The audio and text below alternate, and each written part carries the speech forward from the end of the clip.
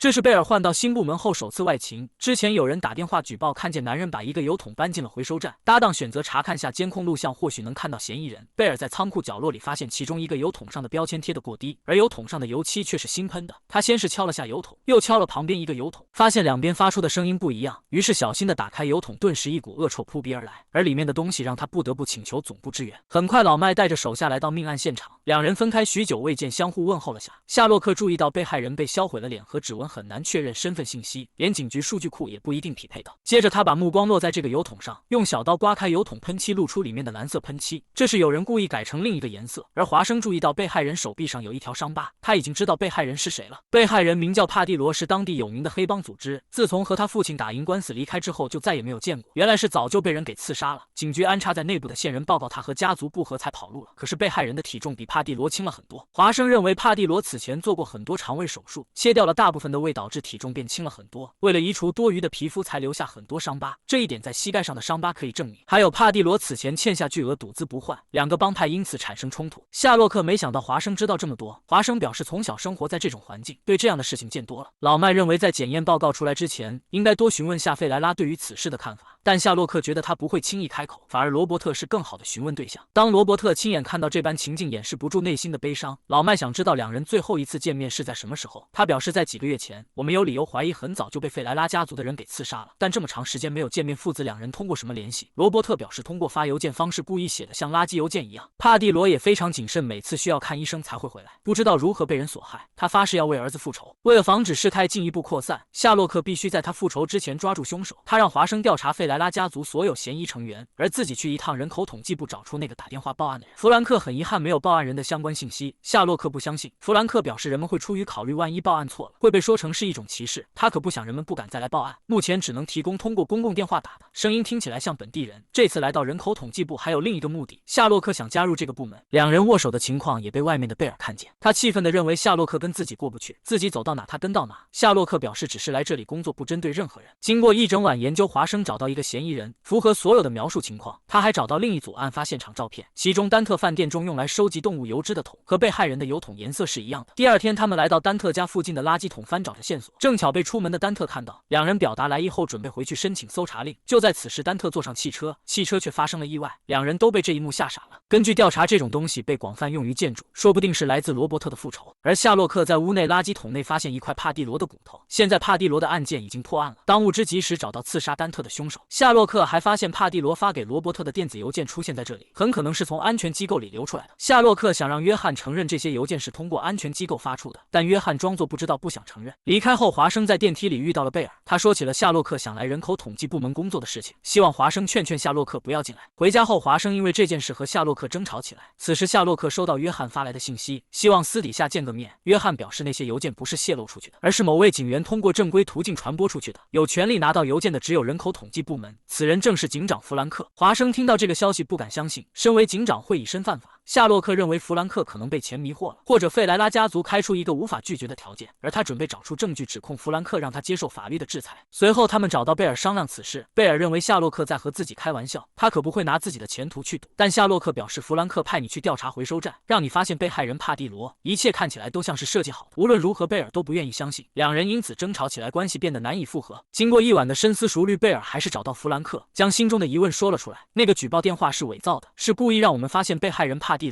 而弗兰克回答得很敷衍。随后贝尔来到夏洛克家里，把对弗兰克的怀疑告诉了夏洛克。 I had a talk with the deputy commissioner. You shared our suspicions. I asked him about the tipster, same as you, and he didn't blink. He was comfortable, open, but there was something in his voice. It bothered me. Couldn't tell you why. You have instincts.